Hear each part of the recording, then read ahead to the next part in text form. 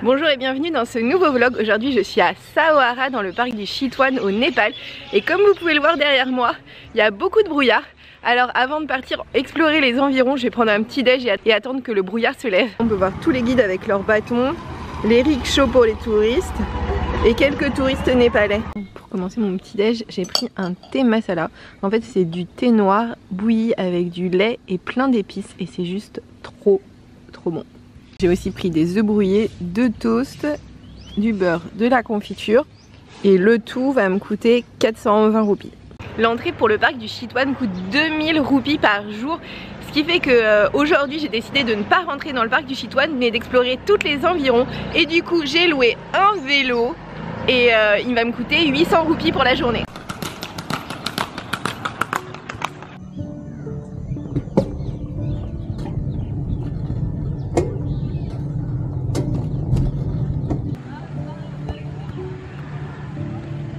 Et là, juste devant la maison, il y a des petites chèvres qui sont en train de manger. C'est trop mignon. Je suis passée dans un petit village trop mignon parce que j'ai fait un petit détour sans faire exprès. Et là, je me retrouve au milieu de la campagne et des champs, c'est super cool.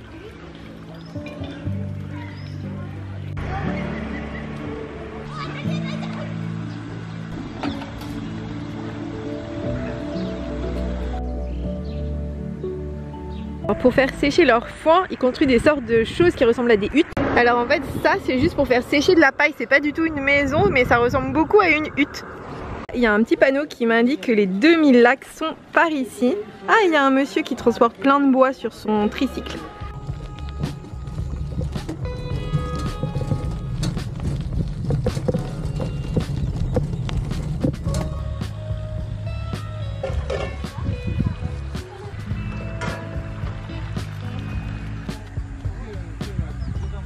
Bon, et bien, d'après les panneaux, je devais passer par ici et comme vous voyez c'est une rivière et il n'y a pas de pont donc ça va pas être possible pour moi. Ce qui fait que je vais continuer, enfin il y a un autre endroit où il est supposé y avoir un pont et j'espère que c'est vrai. Je viens de par ici.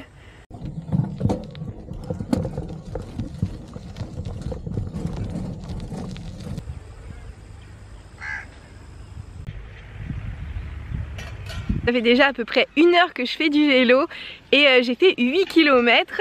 Là le truc c'est que je me suis un petit peu perdue, j'ai suivi les panneaux au lieu de suivre ma carte et c'était ma carte qui avait raison. Ce qui fait que je suis comme ça au milieu des champs dans la campagne, en plein milieu de la vie locale, ce qui est très sympa. Et là il va falloir que j'arrête de me perdre et que je finisse par trouver les, comment ça s'appelle, les 100 rivières.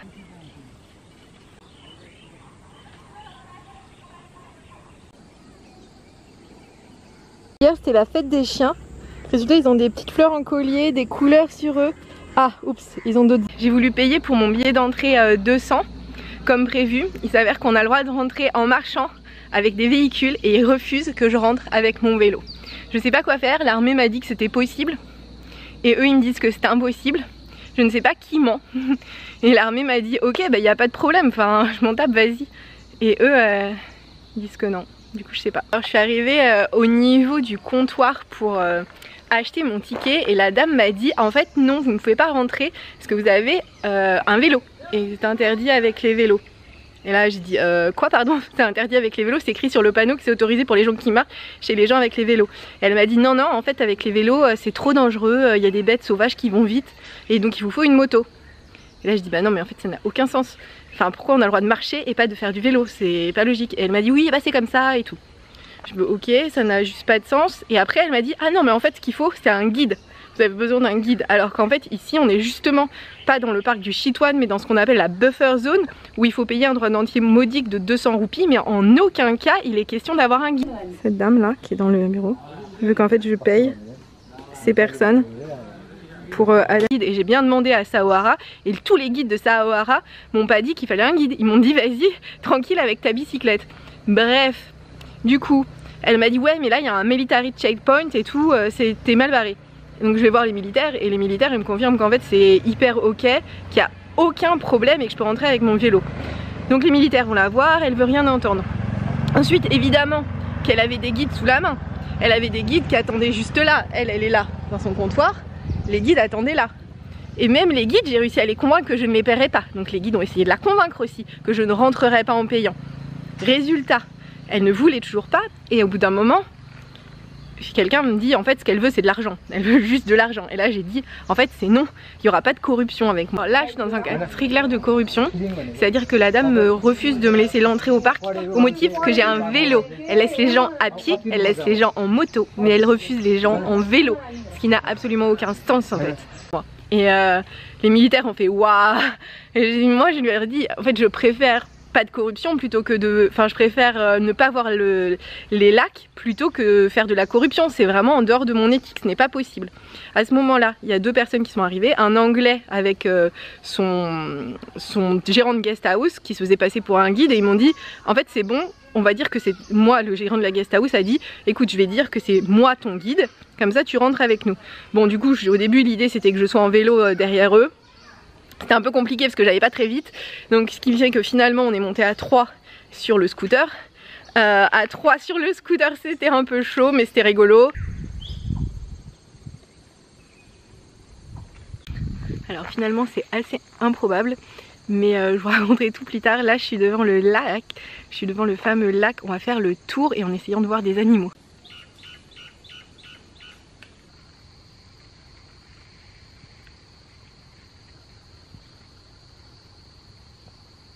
Bon évidemment on n'a pas vu beaucoup d'animaux parce que les animaux ils s'éloignent évidemment de la seule route qu'il y a dans le coin, hein. Faut pas se leurrer. On a vu un lac qui était plutôt joli.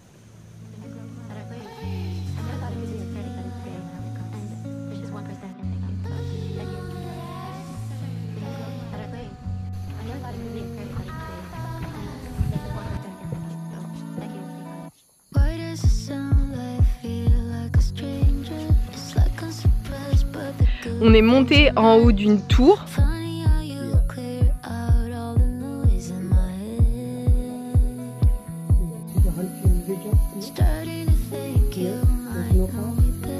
Et puis ensuite on est reparti.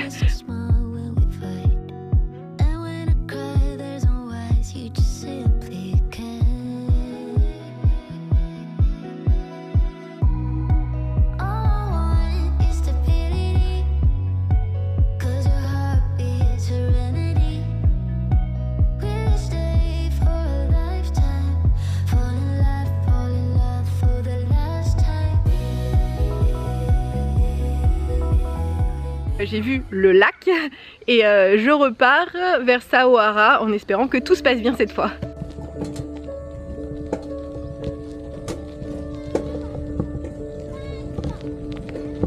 Voici les paysages de plaine juste au bord des lacs. C'est vraiment des paysages agricoles avec encore un petit lac, c'est super joli.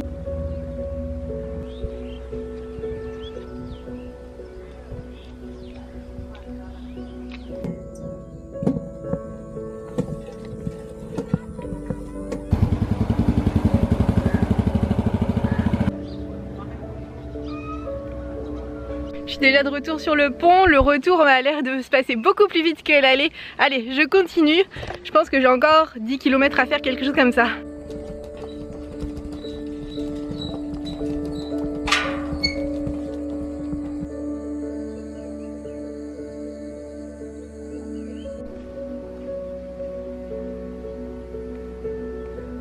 Vous vous demandez à quoi ressemble une maison chic au Laos?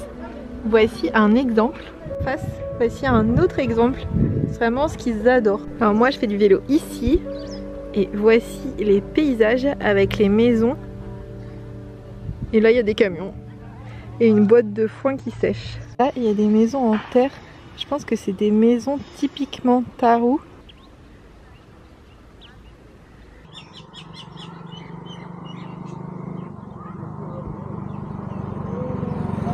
Je vais resuivre ce panneau qui m'a pourri à l'aller. Donc moi je vais par ici. J'ai fait déjà 8 km 600, non 10 km 600, donc il me reste à peu près 1 km et demi. À Saohara je vais décider si je continue de visiter ou si je vais manger. Je vais peut-être plutôt manger, c'est peut-être plus raisonnable. Rickshaw s'est arrêté au niveau de l'éléphant qui est en train d'embêter les touristes avec sa trompe.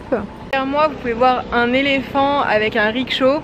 En fait ici, peut-être que partout dans le monde il est vraiment considéré que domestiquer les éléphants, c'est de la maltraitance animale, qui sont faits pour vivre à l'état sauvage, point final, mais pas du tout au Népal. Au Népal, c'est juste considéré comme n'importe quel animal, voilà, que l'on peut domestiquer et maltraiter pour en obtenir ce qu'on veut. Voilà. Du coup là en fait il a embêté les touristes avec sa trompe dans le rickshaw et le monsieur vient de récupérer de l'argent. Voilà le concept. Midi j'ai pris une des 2 spécialités népalaises. Là j'ai pris des momos. Des momos en fait c'est un ravioli d'origine tibétaine mais qui est vraiment répandu au Népal. Et fourré du coup aux végétaux dans une soupe. Donc, voici la fameuse soupe de momos. Les momos étaient super bons, je les ai attendus 40 minutes mais ça valait le coup parce qu'en fait ils étaient faits de petits végétaux frais. En dessous la pâte était super bonne, hyper fine et il y avait de la soupe était hyper épicée et c'était trop bien. Cet après-midi je pars visiter ce qu'on appelle ici un village Tharu et donc je commence à avoir quelques maisons traditionnelles. Il y a des tôles au-dessus et elles ont l'air d'être faites en terre cuite. Et là, une petite chèvre au milieu de la route. Voir qu'il y a des sortes de pergolas devant en paille. Parfois elles sont en tôle et c'est toujours construit sur une base de terre cuite. En fait les maisons traditionnelles Tharu c'est quand même minoritaire par rapport aux maisons népalaises. Là on peut voir bon, le linge qui sèche mais surtout 3 maisons en forme qui forment une petite cour centrale. Là ils stockent beaucoup de bois parce que j'imagine qu'ils se chauffent la nourriture et les maisons au feu de bois. Et voilà. Ah, on a le poulailler qui vit au milieu de la route.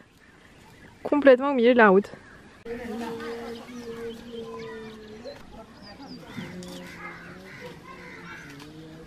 Cette région du Népal est vraiment particulière parce qu'elle accueille les Tharu. Les Tharu, c'est 7% de la population népalaise et pourtant ça a fut pendant des générations un peuple complètement opprimé parce qu'ils étaient soumis en fait à une sorte d'esclavage, c'est-à-dire qu'ils n'avaient rien le droit de posséder. Pour pouvoir manger et travailler, ils devaient vivre sur le domaine du souverain et ils étaient des sortes de serfs et en fait c'était vraiment un système d'esclavage auquel seulement les Tharu et les intouchables étaient soumis au Népal. Ça a été aboli qu'en 2008, donc c'est depuis 2008 en fait qu'ils sont libres. C'est vraiment c'est très court.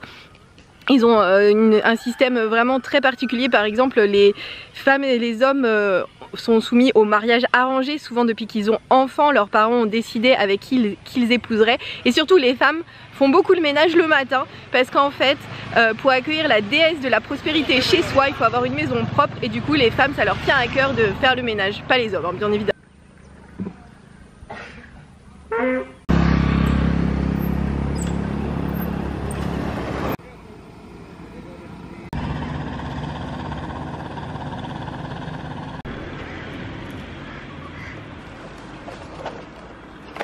Les maisons des Tharu sont construites en boue, bambou et bouse de vache et ça donne ceci avec des toits en paille.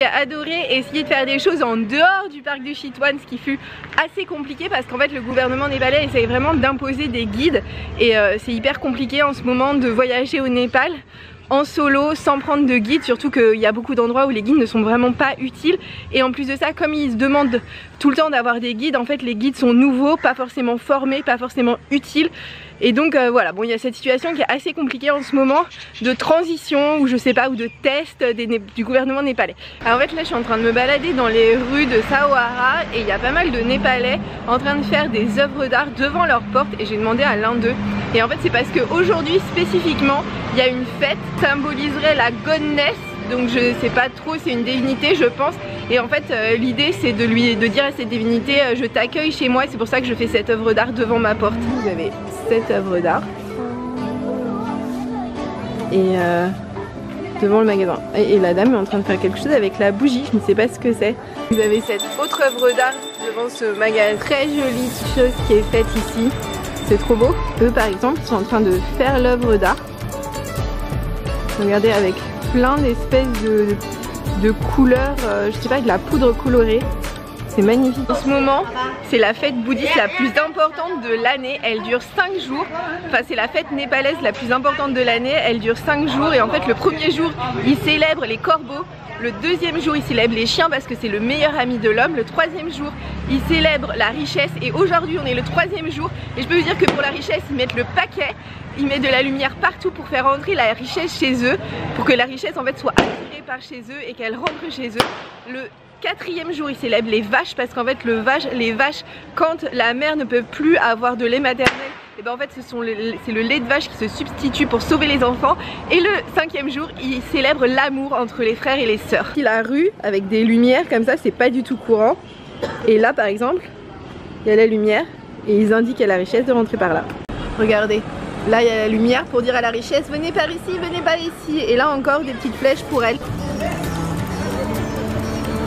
Et voilà, encore un petit chemin fait pour que la richesse aille jusqu'à chez eux. Celui-ci est trop mignon avec des petits pieds comme ça, il y a des inscriptions dans de la poudre. Celui-ci aussi est tellement joli. Regardez.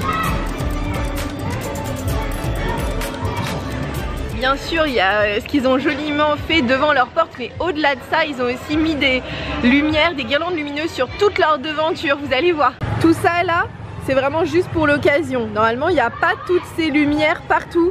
En fait, là, c'est Hollywood. Ils utilisent comme ça de la poudre blanche et colorée. En train de le faire là en saupoudrant minutieusement chaque petit grain pour faire ces motifs. C'est trop beau. Et voici celui de mon hôtel qui est aussi super joli. Regardez de près ce que ça donne avec toutes les couleurs, c'est trop beau. Ici c'est la fenêtre de ma chambre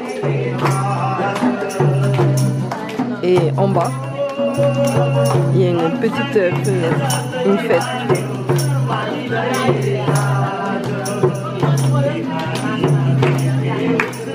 Bref, en tout cas ce qui est sûr c'est que merci d'avoir regardé ce vlog jusqu'ici.